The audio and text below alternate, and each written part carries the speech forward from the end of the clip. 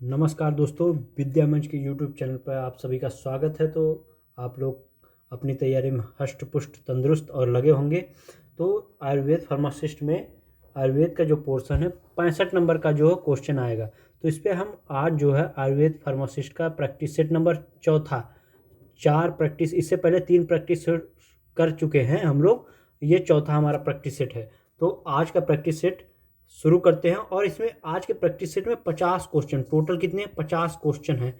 50 question हैं। आप इस वीडियो को अंत तक जरूर देखिएगा और कमेंट करके जरूर बताइएगा आपको यह प्रैक्टिस सेट कैसा लगा। और कमेंट करके जरूर बताइए, क्योंकि आप लोग कमेंट करके लिखते हैं तब हमें वीडियो बनाने का जो है कि हौसला मिलता है कि हम एक वीडियो और बनाएंगे इस पर। तो आप लोग कमेंट करके जो जरूर बताइएगा कि हमारा प्रैक्टिस सेट कैसा अच्छा है। तो अगर आप लोगों को पसंद आता है तो हम और भी वीडियो प्रैक्टिस सेट ऐसे लेके आते रहेंगे आप लोगों के लिए।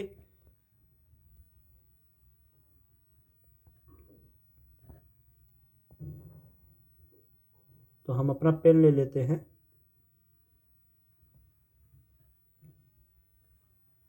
पहला क्वेश्चन आप लोगों को स्क्रीन पे दिख रहा होगा, जैसा कि देखिए पहला क्वेश्चन 1 से 50 तक। देखिए इसमें टोटल कितने क्वेश्चन हैं, 50 क्वेश्चन आप लोगों को बता ही दिया। ये हमारा जो कौन सा प्रैक्टिस सेट है, चौथा प्रैक्टिस सेट है। पहला क्वेश्चन क्या है, दो दो क्वेश्चन लेते हैं हम जल्दी जल्दी बहुत, क्योंकि हमको प्रैक्टिस सेट प्रैक्टिस करना है, पढ़ तो चुके ही हैं। तो हमारा पहला क्वेश्चन है, चरक संहिता के रचयिता कौन है। चरक संहिता के रचयिता सुश्रुत है, अग्निवेश प्रतिसंस्कर्ता चरक है, वाग्भट है, या जो सलांगधर है। सुश्रुत संहिता मुख्य रूप से किस विषय से संबंधित है। आप लोग फटाफट बताइए दोनों में से क्या होगा। पहले का ऑप्शन जो है बी वाला होगा। चरक संहिता के रचयिता कौन माने जाते हैं, चरक माने जाते हैं। सुश्रुत संहिता सर्जरी शल्य चिकित्सा से संबंधित है, शल्य चिकित्सा से संबंधित है। काय चिकित्सा से ये जो है जनरल मेडिसिन होता है। क्या है, जनरल मेडिसिन से संबंधित है, जनरल मेडिसिन से संबंधित है। अगध तंत्र टॉक्सिक चीज़ों से संबंधित है, ये टॉक्सिक चीज़ों से संबंधित है, जैसे विष विषैले चीज़ों से संबंधित है। कीट पतंग जैसे सांप को काट लिया, इसे अगध तंत्र बोलते हैं। त्रिदोष के अंतर्गत कौन से दोष आते हैं, फटाफट बताइए। त्रिदोष के अंतर्गत कौन से दोष आते हैं। वात पित्त कफ आता है, रस रक्त मांस आता है, सत्व रज तम आता है, पुरुष मूत्र स्वेद आता है। आप लोग बताइए इसमें से कौन सा सही हो। तो हमारा त्रिदोष में ए वाला है, वात पित्त कफ आता है। क्या आता है, वात पित्त कफ आता है। फिर इसमें बताइए अष्टांग हृदय के रचयिता कौन है। वृद्ध वाग्भट है, आचार्य चरक है, लघु वाग्भट है, चक्रपाणी है। मानव शरीर में कुल कितने मूल दोष माने गए हैं, 2 3 4 5। ये 4 और 5 ऑप्शन क्वेश्चन का जवाब दीजिए। अष्टांग हृदय के रचयिता कौन माने जाता है। अष्टांग हृदय के रचयिता वाग्भट माने जाते हैं। वाग्भट जो है, इसके ए वाला ऑप्शन बनेगा। मानव शरीर में कुल कितने मूल दोष पाए जाते हैं। मानव शरीर में 3 मूल दोष पाए जाते हैं। चलिए नेक्स्ट क्वेश्चन देखते हैं। छठवां सत्रह में आप लोग जवाब दीजिए। स्वास्थ्य की परीक्षा में समदोषा समधातु किस ग्रंथ में वर्णित है। चरक संहिता में, सुश्रुत संहिता में, अष्टांग हृदय में, माधव निदान में। तो यह जो मित्रों किसमें है, सुश्रुत संहिता में स्थित है। छठवें का बी वाला आंसर बनेगा। आयुर्वेद के प्रयोजन में प्रथम उद्देश्य क्या होता है। स्वास्थ्य क्या है, स्वास्थ्य रक्षणम आतुरस्य विकार प्रशमन चा। बी वाला ऑप्शन इसमें बनेगा। देखिए आठवें नंबर में बताइए इसमें से कौन सा शामिल, पंच महाभूतों में कौन शामिल है। पृथ्वी जल तेजस वायु कौन सा शामिल है। आप लोग फटाफट बताइए। यह अग्नि जल वायु प्रकाश ऊर्जा, या खा है जो है वायु तेजस जल या जीव। इसमें से चारों ऑप्शन में से आप लोग फटाफट बताइए इसमें से कौन सा ऑप्शन सही हुआ। तो हमारा पंच महाभूतों में पृथ्वी तेजस वायु आकाश शामिल है। आयुर्वेद के अनुसार दिनचर्या का आरंभ किस समय होना चाहिए। सूर्योदय के बाद होना चाहिए, ब्रह्ममुहूर्त में होना चाहिए, दोपहर में होना चाहिए, कभी नहीं। 10वां है, रस कितने प्रकार के होते हैं। रस जो है कितने प्रकार के होते हैं। आप लोग फटाफट बताइए। 4 5 6 7 रस कितने प्रकार के होते हैं। 9 10 का जवाब दीजिए। इसमें जो है मित्रों हमारा ब्रह्म मुहूर्त में क्या है, आयुर्वेद के अनुसार दिनचर्या का आरंभ किस में होता है, ब्रह्म मुहूर्त में होता है। और रस 6 प्रकार के होते हैं। रस कितने प्रकार के होते हैं, 6 प्रकार के होते हैं। चलिए नेक्स्ट क्वेश्चन देखते हैं। गिलोय का वानस्पतिक गिलोय, गिलोय का वानस्पतिक नाम बताइए। टिनोस्पोरा कार्डिफोलिया होगा, एजा डायरेक्टा इंडिका होगा, विथानिया सेमिफोरा होगा, या ओसिमम सैक्टम होगा। अश्वगंधा का फैमिली क्या है? सोलेनेसी फैमिली का, एपियासी फैमिली का, लिलियेसी, फैबेसी।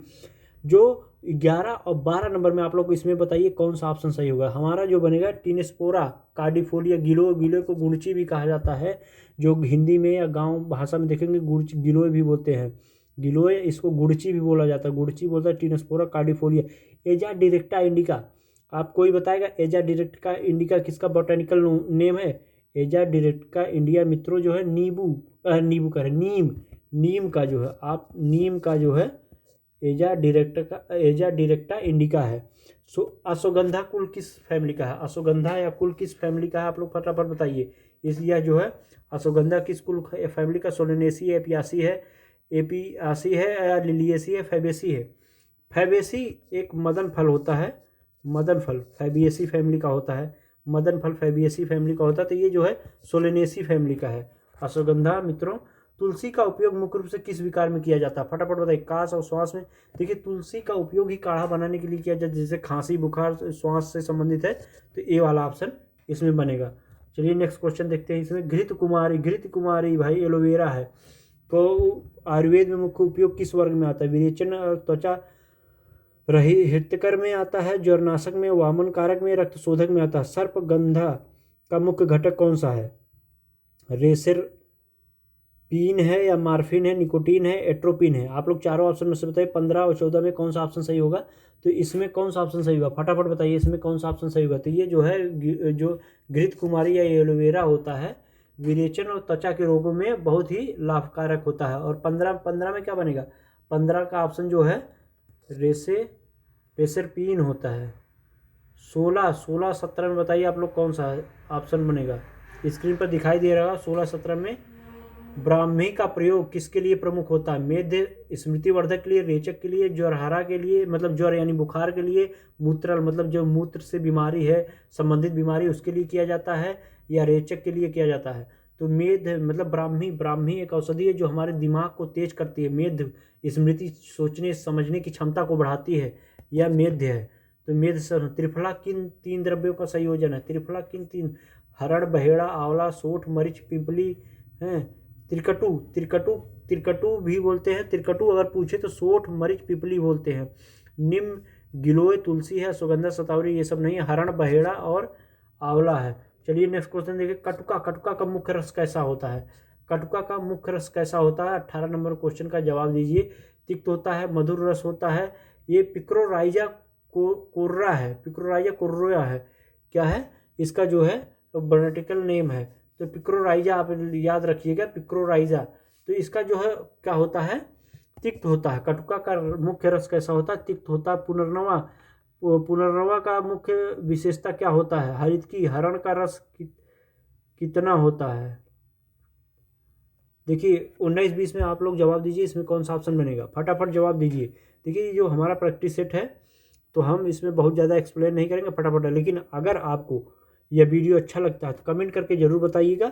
और मैं ऐसे वीडियो जब तक एग्ज़ाम नहीं हो जाता है तब तक प्रैक्टिस के लिए आप लोगों के समक्ष लाता रहूँगा। तो पुनर्नवा की मुख्य विशेषता क्या है? सोथहर एवं मूत्रला मतलब क्या होता है? सोथहर मतलब क्या होता है? जो सूजन कहीं पर हो जाती है उसमें जो है ये बहुत लाभकारी होता है। और मूत्र की बीमारी में भी लाभकारी होता है पुनर्नवा। हरित की हरण रस कितना? लवण को छोड़ करके सभी रस पाए जाते हैं पंचों से, लवण रहित होता है। चलिए इसमें नेक्स्ट क्वेश्चन है। भाइजस कल्पना में स्वरस निकालने की समान मात्रा विधि क्या है? इसमें 21 और 22 में बताइए। पंचविध कषाय कल्पना में कौन शामिल है? स्वरस है, कल्क है, क्वाथ है, तैल है। इसमें कौन सा शामिल नहीं है? और भाइजस कल्पना स्वरस निकालने के लिए कल्क की आधी मात्रा परिक्षिप्त द्रव्य है, कषाय निर्माण विधि, कूटी हुई औषधि का।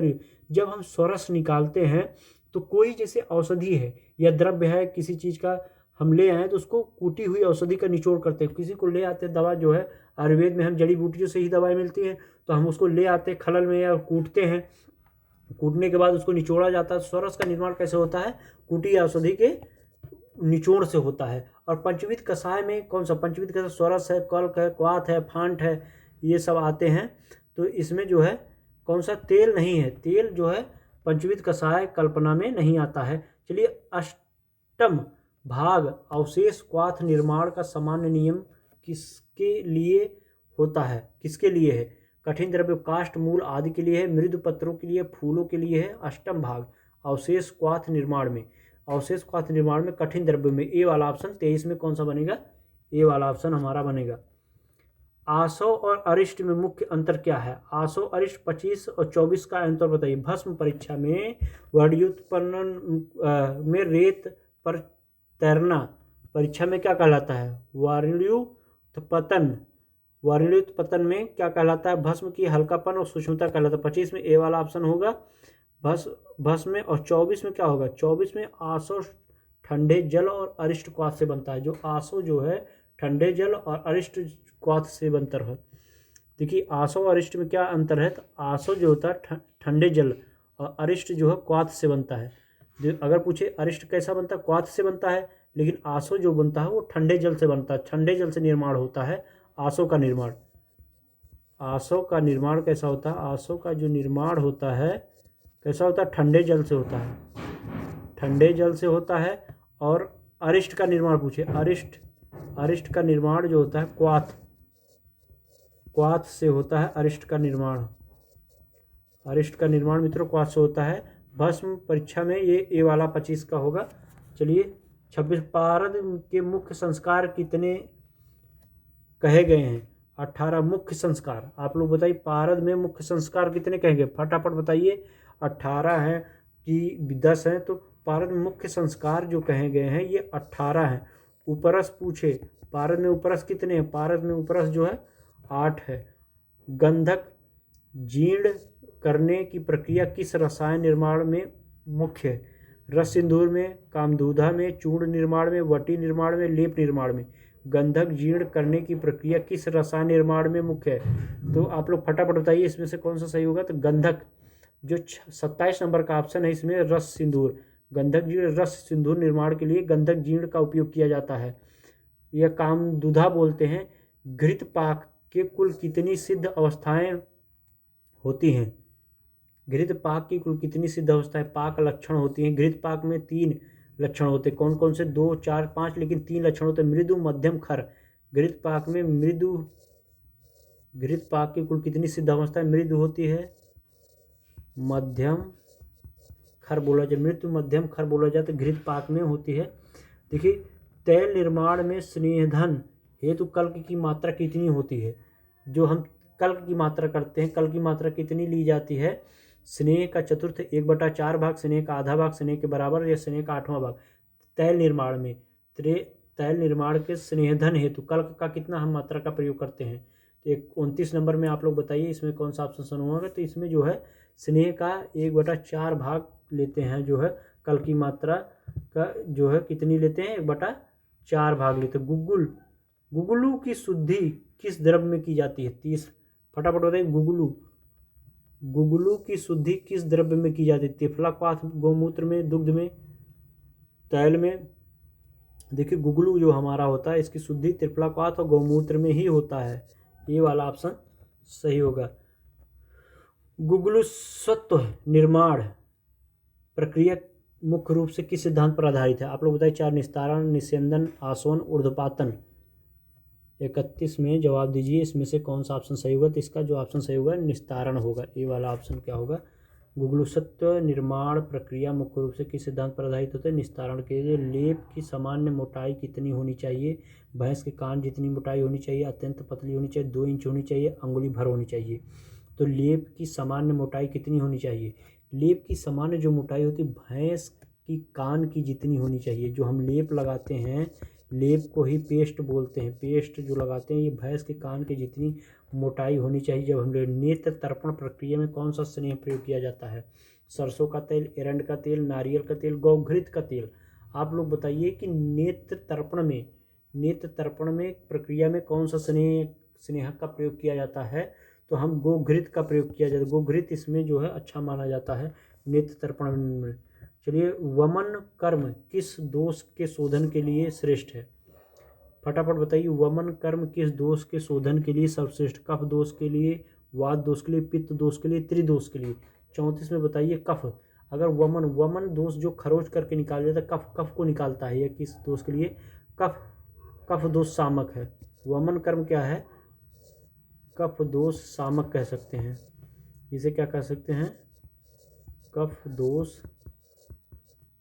सामक बोल सकते हैं मित्रों। चलिए नेक्स्ट क्वेश्चन 35 नंबर। विरेचन कर्म मुख्य अंग के माध्यम से मुख्य रूप से मलों को बाहर निकाला जाता है। मलों को बाहर, विरेचन कर्म के किस अंग के माध्यम से मुख्य रूप से मलों को निकाला जाता है? अधोमार्ग गुदा से, देखिए ऊर्ध्वमार्ग से, त्वचा से। जो क्या बोला है? मलों को किस में? मल मतलब जो मलमूत्र हम लोग करते हैं, तो ये किससे निकाला जाता है? 35 में क्या ऑप्शन बनेगा?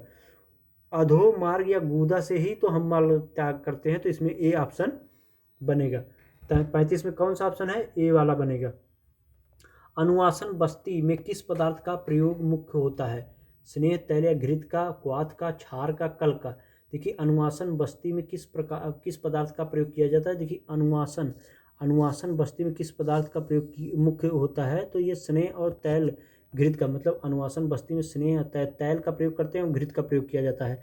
37 नंबर में देखिए, नस्य कर्म किस अंग के रोगों में विशेष लाभकारी है?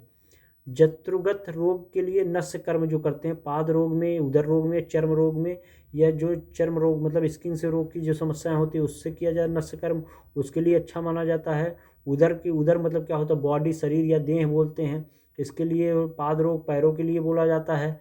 37 में कौन सा ऑप्शन इसमें सही होगा? तो नस्य कर्म जो हम करते हैं सिर और गले के रोग के लिए किया जाता है, जत्रुगत रोग के लिए किया जाता है, यह बेहद लाभकारी माना जाता है। आयुर्वेद में मात्रा शब्द का अर्थ क्या होता है? आहार या औषधि की, देखिए ग्राह या मात्रा, मतलब मात्रा क्या होता है? आयुर्वेद में जब हम कोई दवा देते हैं तो हम उसकी मात्रा देखते हैं, कितनी मात्रा में खाना है, कितने चूर्ण, जैसे 3 से कहीं 3, किसी द्रव्य का 3 से 6 ग्राम है, तो ऐसे ही मात्रा दिया गया कितनी मात्रा में आहार को हमको लेना है, अनुपान करना है। तो ये इसमें कौन सा बनेगा? ए वाला ऑप्शन 38 का ए वाला बनेगा। 30 में है, बालकों की औषधि क्या है? बालकों की औषधि मात्रा, बालकों की औषधि मात्रा निर्धारण का प्रसिद्ध पैमाना किस आचार्य ने दिया था? कश्यप संहिता ने, आचार्य कश्यप ने, चरक ने। तो बालकों की औषधि मात्रा निर्धारण का प्रसिद्ध पैमाना जो कश्यप दिए थे, कश्यप संहिता के आचार्य किसने दिया था? आचार्य कश्यप ने। आचार्य कश्यप ने बालकों की औषधि मात्रा, जैसे बालक को कितनी दवा देनी है, कितनी मात्रा में देनी है, ये सब का जो पैमाना किसने तय किया था? तो एक हमारे आयुर्वेद में आचार्य कश्यप थे, तो उन्होंने जो है इसका पैमाना तय किया था। षडांगधर संहिता के अनुसार बच्चों की आयु के अनुसार मात्रा वृद्धि का नियम किस नाम से जाना जाता है? जात मात्रिका, वयस अनुसार मात्रा, कल्प स्थान, पंचकर्म। देखिए जात मात्रिका या वयस अनुसार के नाम से ए वाला ऑप्शन सही है। गिलोय का वनस्पतिक हिस्सा जो औषधि में प्रयुक्त होता है, कांड, स्टेम होता है, मतलब देखिए गिलोय जो टेनिस्फोरा कार्डिफोलिया है इसका वनस्पतिक नाम। तो ये इसका हम जो गिलोय का या गुड़ची का क्या प्रयोग करते हैं? मूल, जड़ प्रयोग करते हैं, मूल, पुष्प का प्रयोग करते हैं, बीज का प्रयोग करते हैं, जो क्या प्रयोग करते हैं? 41 नंबर के क्वेश्चन में आप लोग फटाफट बताइए कि इसमें कौन सा ऑप्शन सही होगा। आप लोग फटाफट बताइए। तो गिलोय का वनस्पतिक हिस्सा जो है औषधि में प्रयुक्त होता है, कौन सा होता है? तो यह जो होता है कांड, स्टेम का प्रयोग किया जाता है। किसका प्रयोग किया जाता है? स्टेम का प्रयोग किया जाता है। 41 नंबर में क्या होगा? कांड का प्रयोग, स्टेम का प्रयोग किया जाता है। आंसर जो हमारा बनेगा 41 में ए वाला। अश्वगंधा का प्रयुक्त भाग आप लोग बताइए, पार्ट यूज होता है, मतलब अश्वगंधा का हम जड़ यूज करते हैं या फल, त्वक, छाल, क्या क्या यूज करते हैं? मूल मतलब रूट्स, मूल मतलब रूट्स मतलब क्या होता है? जड़ों का यूज। अश्वगंधा का वैसे तो जड़ ही यूज किया जाता है, अश्वगंधा का क्या किया जाता है? जड़ ही यूज किया जाता है। ए वाला ऑप्शन सही होगा। अश्वगंधा का अश्वारोधी या हर्दधारा के रूप में प्रसिद्ध औषधि कौन सा है? अर्जुन है, बबूल है, पलाश है, सीरीस है। इसमें बताइए 43 में कौन सा ऑप्शन सही है? 43 में फटाफट बताइए इसमें से कौन सा ऑप्शन सही है? टर्मिनेलिया अर्जुना, इसका जो है साइंटिफिक नाम है अर्जुन का, टर्मिनेलिया अर्जुना दिया है। तो अश्वारोधी या ये अर्जुन हृदय विकारक में बहुत ही लाभकारी होता है अर्जुन, जो हृदय रोग से संबंधित है। अगर पूछे तो हृदय रोग में बहुत अच्छा काम करता है, जिसको हृदय रोग अर्जुना टर्मिनेलिया इसका जो है बॉटैनिकल नेम है। तो 43 में कौन सा ऑप्शन बनेगा? 43 में ए वाला ऑप्शन बनेगा, हमारा ए वाला ऑप्शन बनेगा। चलिए नेक्स्ट क्वेश्चन देखते हैं। नेक्स्ट क्या है? लच्छा गुगुल का मुख्य थेराप्यूटिक उपयोग क्या है? थेराप्यूटिक उपयोग क्या है बच्चे लच्छा गुगुलू का?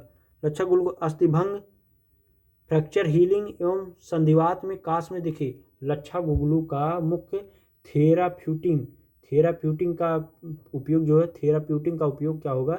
थेराप्यूटिक का उपयोग जो होगा यह अस्थिभंग, ये वाला 44 का ऑप्शन क्या बनेगा?